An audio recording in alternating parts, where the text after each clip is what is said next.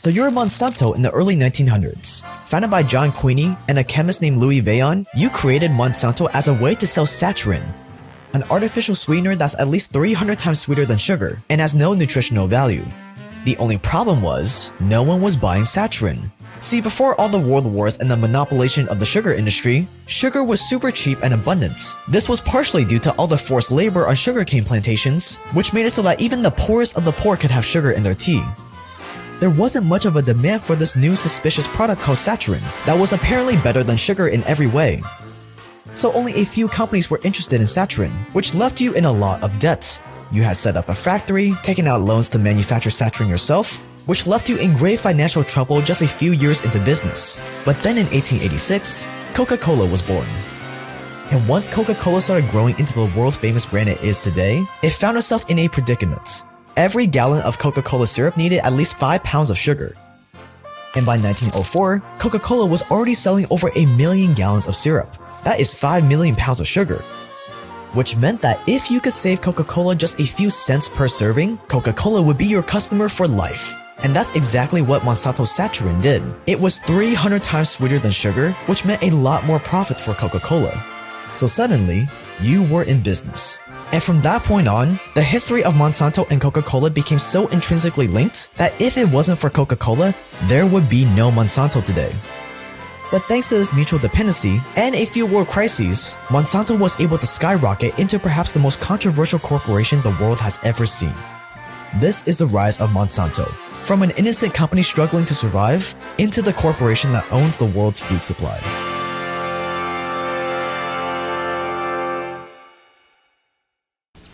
Weeding again, eh, Bob? Huh? Why not do it once, do it right? Why's your head in the ground? I'm gonna watch Roundup kill these roots. Hey, this is Spike's area. Bob, Roundup can be used where kids and pets will play and breaks down into natural materials. Since Roundup kills the root, what's not coming back, Bob? The weed? You betcha, Bob. Come on down and take a peek.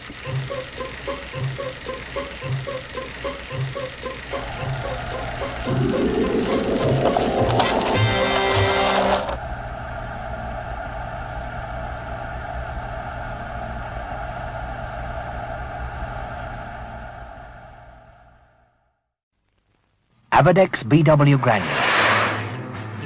One man, one load. 100 acres a day, the fast way to kill wild oats. Because there's no water hauling, no stopping this man. Result, effective, fast wild oat protection. Abadex BW granular kills wild oats and blackgrass, dead fast. John Queeny was not a lucky guy in his early years. Born in Chicago in 1859, his parents lost everything they owned in the 1871 Chicago fire. Without any money, Queeny, who was the oldest son of 5 children, was sent off to work when he was just 12 years old. His first job was as an office boy with a drug company. His salary? $2.50 a week. He never chose to get into the chemical and drug business. In his own words, it was, quote, the first business he happened to run across, end quote. At the time, these drug companies were the precursors of the massive chemical and pharmaceutical businesses we know today. But in the 1800s, synthetic organic chemistry was just becoming a thing, and most drug companies practically just made mystical potions that they claimed could cure whatever diseases their customers had. Then Queeny moved on to his next job, a buyer for the Mayer Brothers Drug Company, one of the biggest wholesalers in the industry. It was at this point that he finally got rid of that unlucky streak, and for a while it seemed to be the case. After working with Mayer Brothers for a while, he eventually became the sales manager of an American branch of the German company Merck. High on his success, John Queeny decided that it was time to take it up a notch.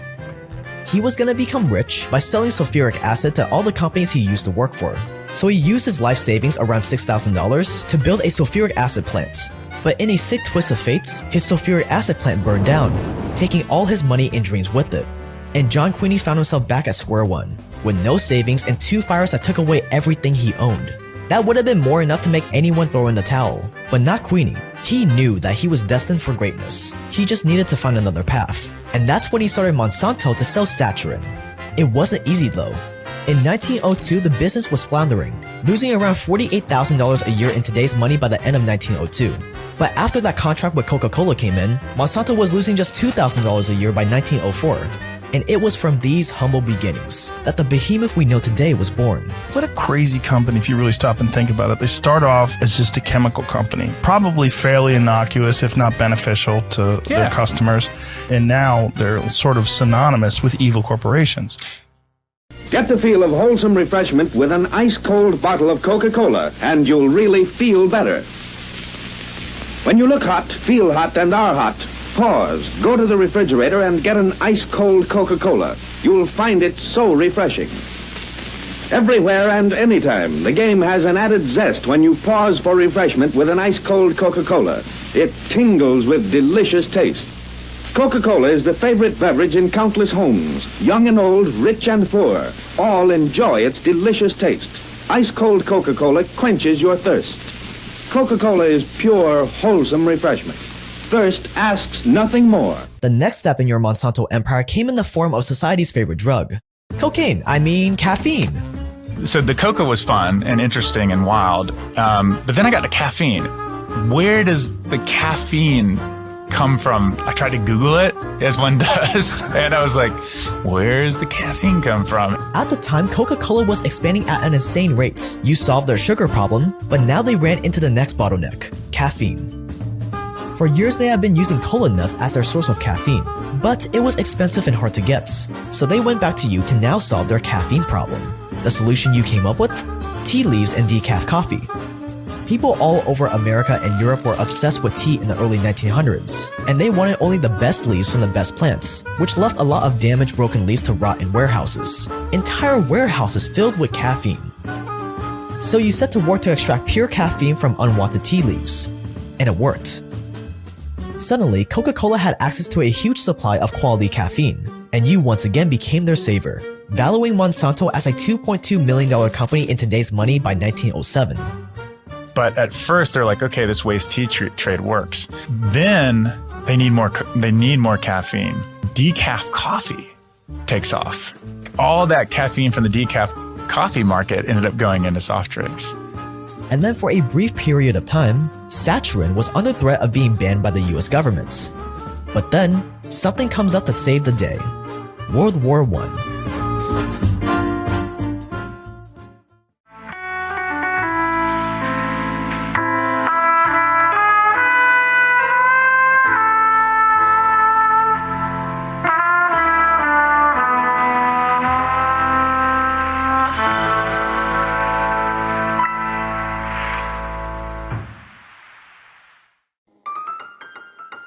See, during World War I, America's trade lines with Europe were severed. America got most of its sugar from Europe, so suddenly, a sugar shortage hit the country. All of a sudden, saccharin was perfectly positioned as the solution to the sugar shortage, and the saccharin ban was averted. Monsanto was in the clear once more. The problem was, even though World War I saved saccharin for Monsanto, it created a ton of other problems. You see, not only did sugar come from Europe, but most of the chemicals to make saccharin itself also came from Europe, which meant supplies got squeezed, so you needed to move fast. Suddenly, every chemist, scientist, and researcher working for Monsanto was in a race to figure out how to synthesize the raw materials needed to make things like saccharin and caffeine. By 1917, saccharin prices hit $45 a pound. And if you couldn't find a way to make it in America, you'd be missing out on the opportunity of a lifetime. So, you cut corners. Safety came second, craftsmanship came second, research came second, nothing was more important than speed. And after months of experiments, the scientists you hired to figure out how to make saccharin out of coal tar finally had a breakthrough, and you were back in business raking in cash like never before. With your first taste of freedom from Europe, you were determined to do it for every other product you manufactured. So the next one to tackle? A fever-reducing drug called phenacetin. It had been produced in Europe before the war, but like sugar, imports became almost non-existent. If a flu broke out without the drug, it would be devastating for the country. So producing phenacetin was a matter of national security. And this is when things started getting really dark on Monsanto.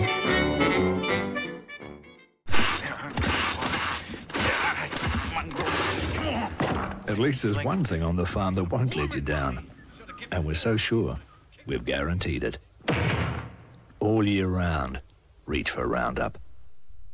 What had started as a fight to survive during the saccharin ban developed into a lust for money, power, and status unlike any other. Monsanto wasn't a small local company anymore. It was growing into a national powerhouse, and with it, the bright future Queenie had planned got darker and darker. To keep phenacetin prices as low as possible, low-wage workers were assigned to the production line without any protective clothing or equipment. The chemicals used to make it would spill onto workers' clothes and shoes, and eventually get into their bodies through the air and their skin. What followed was a gruesome road to death. The aspirin-like drug broke their blood cells down into a watery serum. They bled to death without a single cut or wound. And instead of introducing safety measures and better trained workers, you just set up showers for the same low-wage workers to wash up before getting checked by a doctor and being sent home. And while his workers bled to death internally, drowning in their own blood, John Queenie had come a long way. He now finally got to enjoy the finer things in life. The once kind, frugal man who wanted nothing more than to make a name for himself was now living the dream. Meanwhile, Monsanto continued to spread its roots. You bought companies in Europe, invested in Britain, bought up land on both sides of the Mississippi River to expand your operations, all of which put you into a lot of debt at one of the worst times in history to get into debt, right before the start of the Great Depression.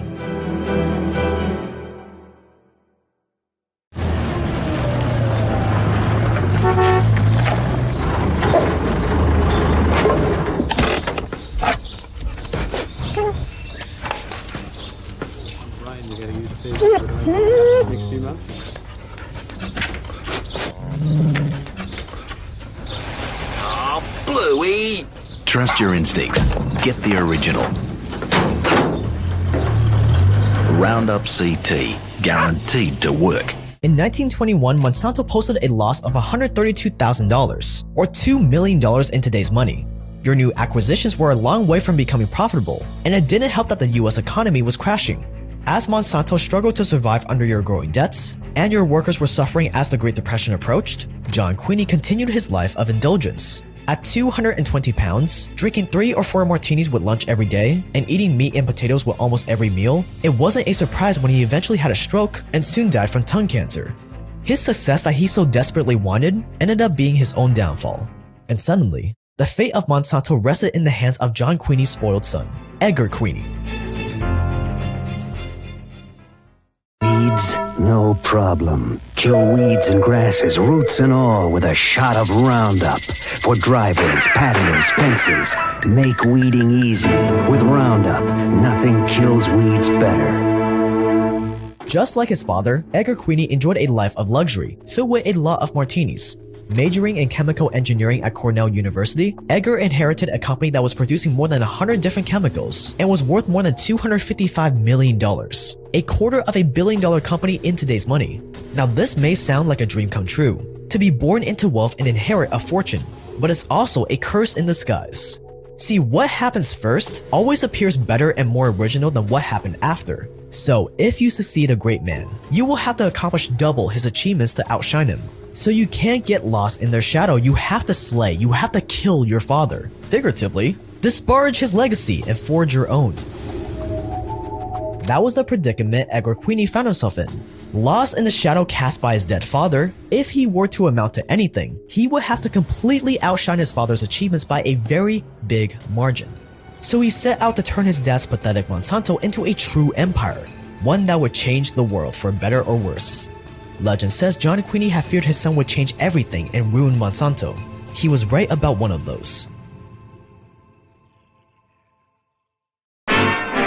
Few object to the Civilian Conservation Corps, the CCC. It takes thousands of young men out of the towns and cities where there is nothing for them to do and puts them in government camps where there is plenty to do. Work that conserves the soil and replenishes the forests. There are two ways to grow a company. One is through actual innovation, inventing something new or improving on something that's already out there. The other way is by buying your way to innovation, by acquiring other companies that have already done the innovation for you. Exactly like how Facebook acquired Instagram, WhatsApp, and Oculus. And that was the same thing Edgar Queenie was going for. Instead of innovating in-house, he would first expand the Monsanto empire by buying up a bunch of new, exciting companies that were dirt cheap during the Great Depression. Remember, like our boy Baron Rothschild once said, the time to buy is when there's blood in the streets. Let me know if you want a feature-length documentary on the Rothschilds.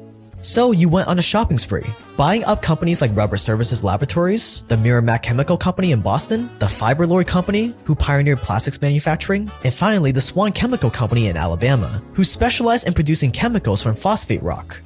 All these companies had a product or production line you wanted, so you got into a lot of debt to control them, betting that by the end of the Great Depression, you'd be richer than ever. A very risky move that very much paid off. Buying the Swan Chemical Company was one of the most important steps in your company's history, because the phosphate products Swan was creating would soon become your #1 bestsellers. By 1938, Monsanto was worth around $1.1 billion in today's money, and it was only gonna get bigger. Outshine his father, he did. Tanks and Marine infantrymen hold precarious positions in the valley. Above them, the Jap waits in Gibraltar-like caves, ingeniously hidden, with an interlocking system arranged to give crossfire on all approaches. Nicknames applied to the points of resistance by men of the 1st Marine Division include Horseshoe Hill and Prostitute Ridge.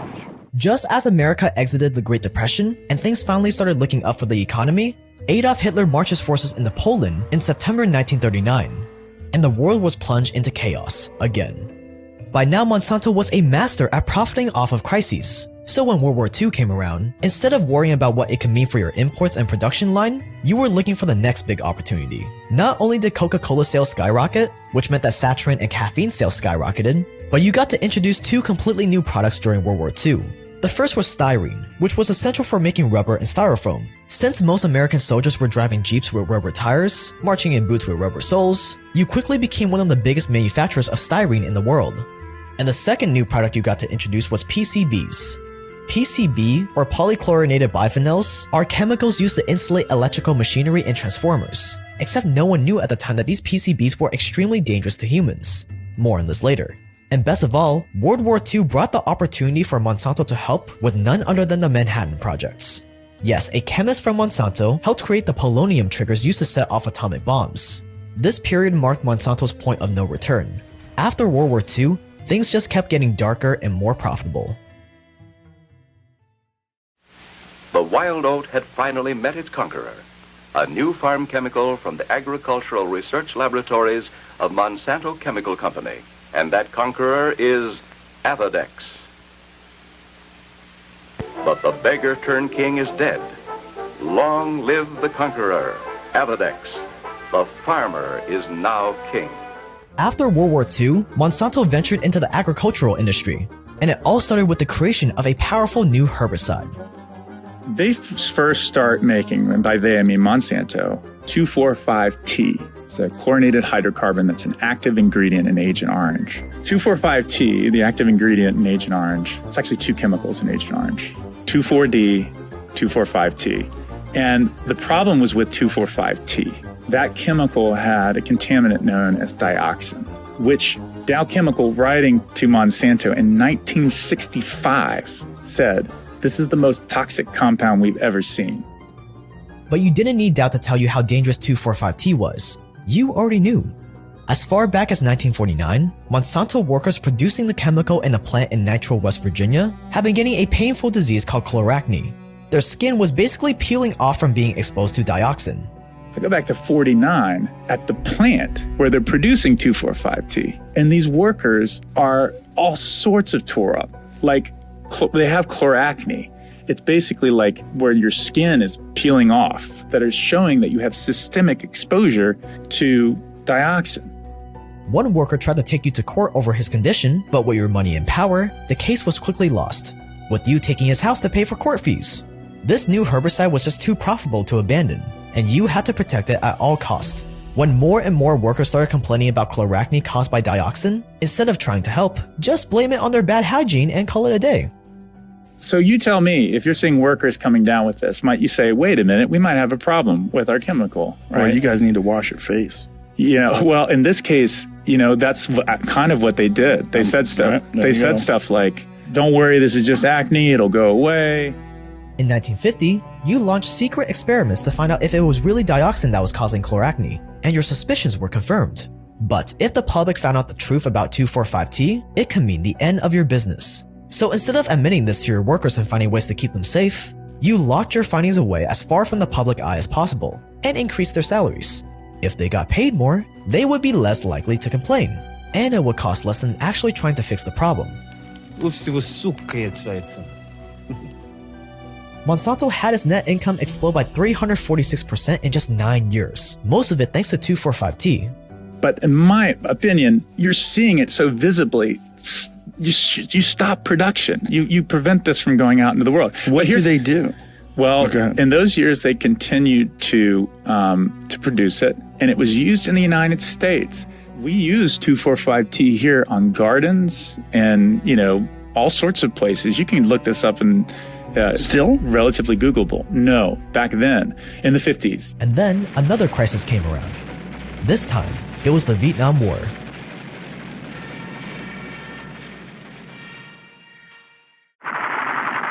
Daily combat pitted U.S. soldiers against determined communist forces in a challenging environment. Dense foliage could conceal large groups of the enemy. The U.S. military responded to the problem by assaulting trees and brush with a potent herbicide nicknamed Agent Orange. What was great about the Vietnam War was that it brought you your greatest opportunity yet.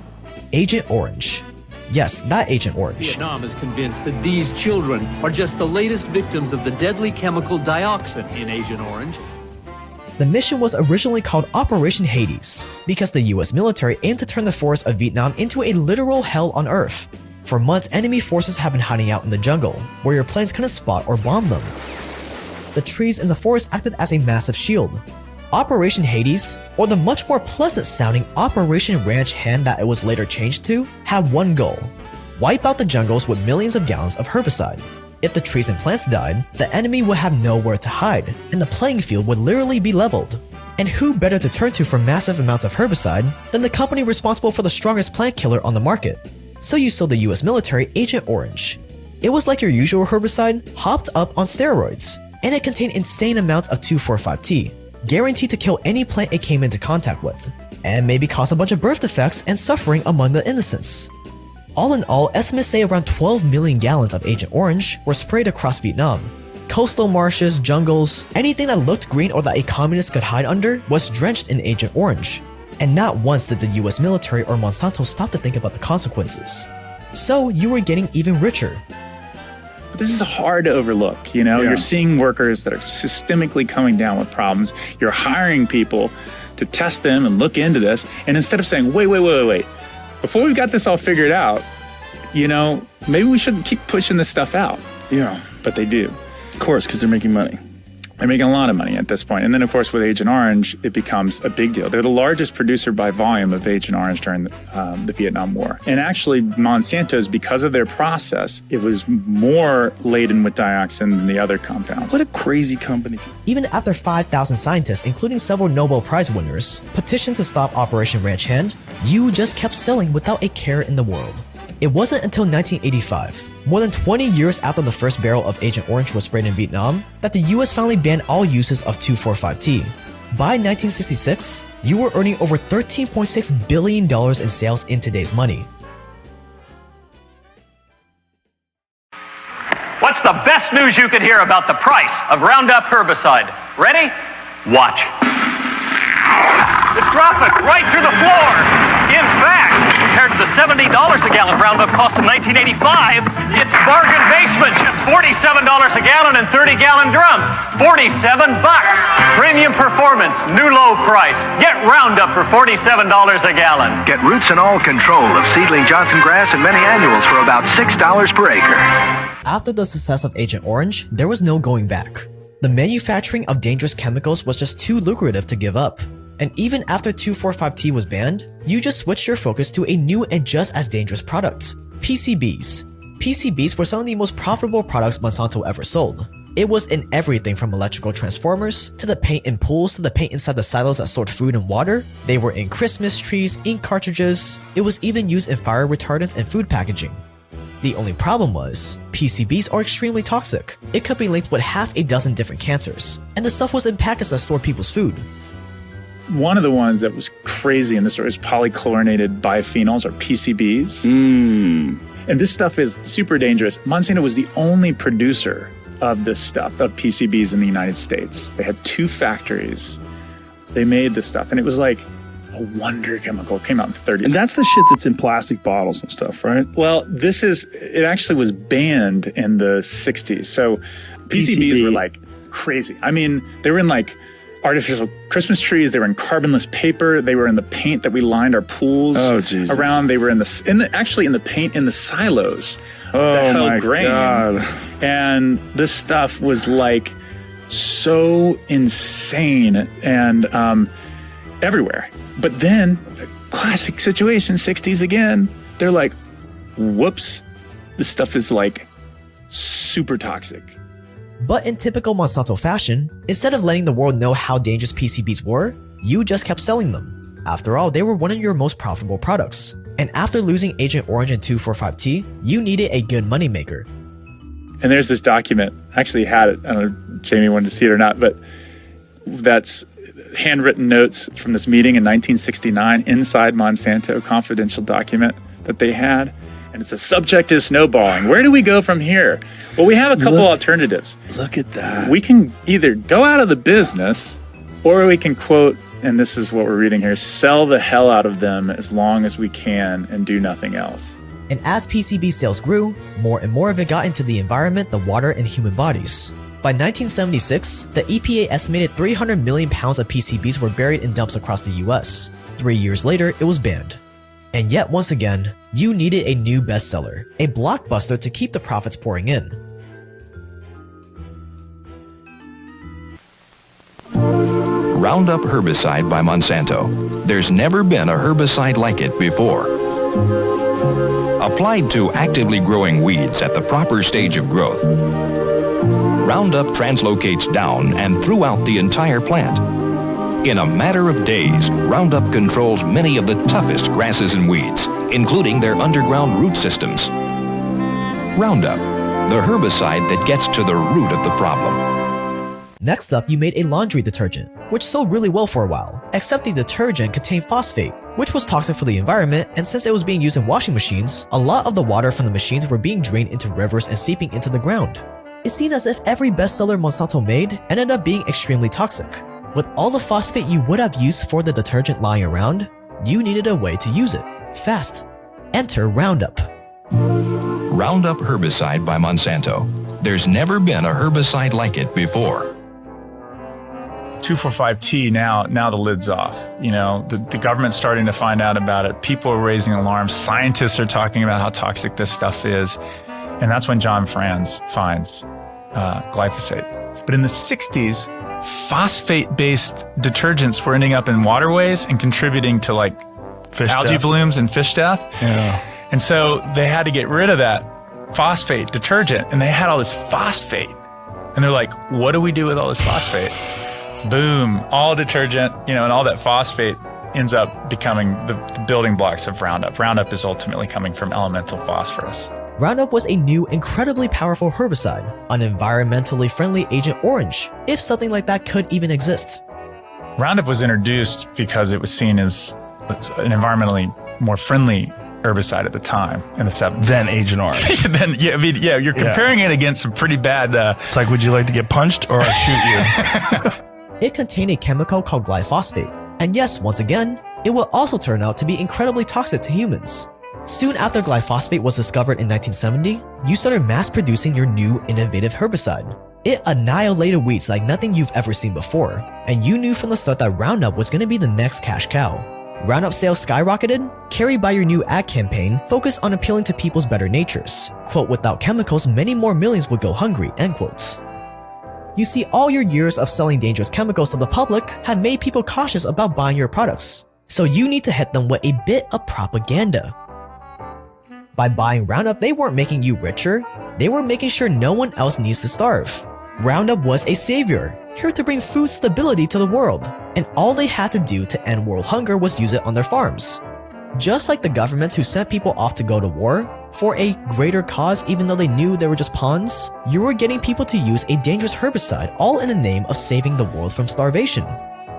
And with that sort of messaging, no wonder people started buying Roundup, to use in everything from their backyards to their corn farms. And with Roundup, Monsanto was set on the path to ultimately controlling the world's food supply.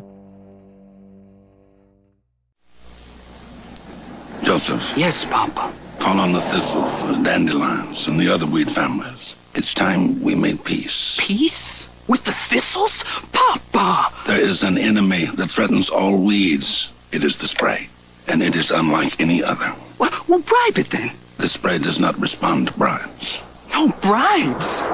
What's the world coming to? Roundup kills weeds others can't. Roundup, no root, no weed, no problem. Usually when a farmer uses herbicide, they would spray it before planting and after they harvest the crops. This meant that all the weeds grew at the same time their corn or soy was growing, so they would have to pick out the weeds by hand, which meant hiring a lot of extra expensive workers. But what if there was a way to make corn, soy, or cotton plants resistant against the herbicide, so that farmers could spray the herbicide to kill the weeds without killing their plants? If you could save farmers that much money and labor, they will be your customer for life. And that's where Roundup Ready came in, today's video sponsor. I'm kidding. You see, Monsanto had been trying for years to develop seeds for plants that wouldn't die when they were sprayed with Roundup. And by the mid-1990s, you have finally gotten what you wanted. The first genetically engineered seeds completely resistant to your Roundup herbicide. It was an agricultural revolution that put Monsanto at the forefront of the food we eat. By then, Roundup was bringing in $2.2 billion a year, and with the new seeds you designed, your revenue was only going to get bigger. After a few years of lobbying and campaigning, the FDA finally approved the seeds for use. You were in business. Now all a farmer had to do was plant your seeds, and they could spray as much herbicide as they wanted whenever they wanted, without killing their plants. But here's the problem. Seeds are inherently a buy-once product. You buy it once, plant the seeds, and then you take the seeds from the grown plants and replant them next season.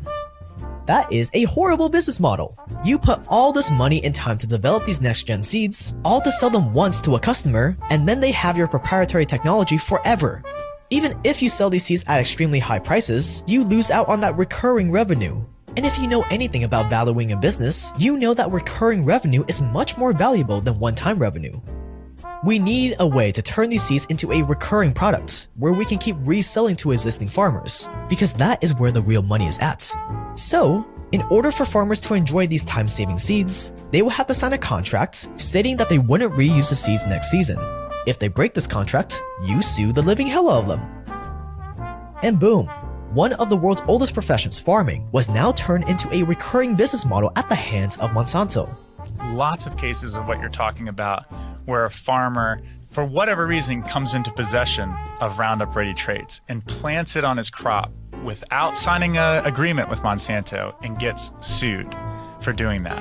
The detectives that Monsanto sends out to enforce this, like, are you using our seeds illegally? You can call a hotline like today, like right now, and rat out your neighbor if you think, oh my God, if you think that they are planting seeds illegally.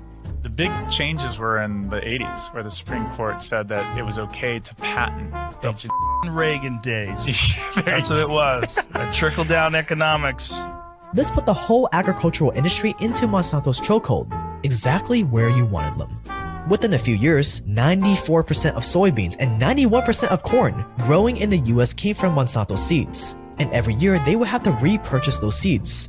A monopoly was formed on life itself. Because it's nature. You're essentially owning life. But then, the weeds stopped dying. If you're cutting back on atrazine rates, don't cut back on quackgrass control. Go right to Roundup herbicide for top control at a rock-bottom price. Roundup stops quackgrass, shoots, roots, and all, before it competes to steal yield. So, cut quackgrass right out of the picture with low-priced Roundup. It's never cost less. See your dealer. In the late 90s and early 2000s, weeds have become resistant to Roundup. After years of being sprayed, only the plants with the most resistance to Roundup lived long enough to reproduce and survive, which gave rise to a type of superweed that no amount of herbicide could kill. You have fought tooth and nail to stop humans and businesses from undermining your money making, but here you were about to be taken out by natural selection, with seed and herbicide sales already slumping.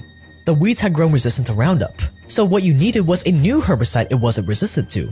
Enter dicamba, a herbicide chemical that has been around since the 60s. Dicamba had not been used much up to this point because the chemical had a tendency to drift from one farm to another, but for Monsanto it was the answer to all their problems. So out came the new Roundup Ready Extend seeds and Extendi Max herbicide. By now, I'm sure you could already guess what's gonna happen next. That cannabis started drifting to other farms like no herbicide had ever done before. It could drift more than a football field away. A farmer would buy seeds and the herbicide to use on his farm, and if his neighbors didn't also get their seeds from you guessed it, their crops died or became completely unusable. For the infected farmers, there was really only two choices. Try going against Monsanto's elite legal team and sue them, or they could just buy new seeds from you, cementing your monopoly on the commodity crops that feed the world. And for a while, the bullying worked. But this kind of thing never lasts forever. If you're not using Roundup, there's something you should know. That perennial weed you thought was dead could come back again and again. Some other weed killers only kill the leaves. Roundup kills the root. And if a weed doesn't have any roots, it can never come back. Try Roundup 5-liter Pump and Go. Just pump and go for continuous direct spraying. Kill the root, kill the weed with Roundup. In June 2018, Bayer, a German chemical and pharmaceutical company, bought Monsanto for $63 billion. Bayer believed that they were acquiring an agricultural powerhouse, and I'm sure it looked that way. But under the surface, things weren't looking good for Monsanto. Lawsuits were piling up, and your bad track record with the EPA was coming back to haunt you. So conveniently in 2018, right before the Bayer buyout, a San Francisco groundskeeper named Dwayne Lee Johnson took Monsanto to court, claiming that he had developed non-Hodgkin's lymphoma because of prolonged exposure to Roundup. And just 1 month after Bayer took control of Monsanto, the verdict was announced. Monsanto would have to pay Mr. Johnson $289 million, over $250 million. An appeal got the number brought down to $20.5 million, but the ruling remained, and it blew the floodgates wide open. By 2020, there were more than 120,000 lawsuits filed or being filed against Monsanto, with another farmer winning $250 million in a suit against Monsanto and many more to come. And now all those expenses rest on the shoulders of Bayer. Warner Baumann buys Monsanto in 2018. Like literally a couple months later, the first Roundup case goes against Bayer. Now Bayer. It's $285 million for one guy. He had terminal cancer at that point when he goes to trial, and it was the first kind of case that went against Bayer, and it was right after Warner Baumann bought the company. And you can look at their stock price; it's nuts. They lose a third of their value within like a couple months after that case. And then two other cases happened, and they're dropping. They actually, by the end of 2019, Bayer was worth the amount of money they paid to buy Monsanto. The CEO, Warner Baumann, goes into the shareholders meeting. And I have some pictures of the book there. When he's standing in front of the stock price that looks like this and trying to explain it to his shareholders, the shareholders aren't having it. They issue a vote of no confidence. As of right now, it isn't looking bright for Monsanto. But then again, Monsanto's history has been riddled with existential threats after existential threats, and they've been able to muster through each and every single one of them. So what went wrong? See, the goal in business is to sell things at the highest price possible while providing the lowest amount of value possible. The wider this gap, the higher your profit margins, and the easier your life is. The trick, though, is to do this without the customers sensing this discrepancy, without them thinking they're getting ripped off. Monsanto had a great price-to-value ratio. You get expensive seeds and herbicide, you can't reuse those seeds, and you have to keep buying them from us every year, among other things. Where they went wrong, though, was that it was super obvious to their customers that they were getting ripped off. Remember, the customer should always feel like they're getting a steal, whether or not that's true. Wall Street is a great example of this. Universities is still a great example of this, but it's slowly becoming more and more common knowledge about how much of a ripoff it really is. Is there a way you can protest what this company's been involved in and what they're doing? Is there a way you can do something? Yes. I do think you can choose, if you have the means, to buy organic foodstuffs, to support, as we've talked about, farmers who are doing regenerative agriculture. I think it matters. I think, as a consumer, you can make a choice to try and support farmers and to get connected to farmers in some ways. Is there an abundance to the point where it's wasteful? Is there abundance to the point where we have more than we can use? Totally. When we're out there and people are saying, well, this is about feeding the world. We need this genetically engineered trait to feed the world. He's like, all this is going to feed all of this stuff. What are we doing with it is a great question. We end up putting it into different programs. Ethanol is a great example of this. Like, we have so much corn. Well, we got to figure out a way to put it somewhere. We'll put it into a fuel program. So we'll start putting it into gasoline. It's not an issue of productivity. Like, We've got a lot of productivity. I think that's part of the myth of our food problems, is that productivity is the problem. Productivity really isn't the problem. Our bigger problem is distribution. And there you guys have the first feature-length documentary. So seriously, I really want to hear what you guys thought about it in the comments below and what other subjects you want to see next broken down in the same manner. I am currently freezing my butt off in London. But yeah, that's going to wrap it up. Keep sharpening that mind, stay dangerous out there, and I will see you guys in the next one.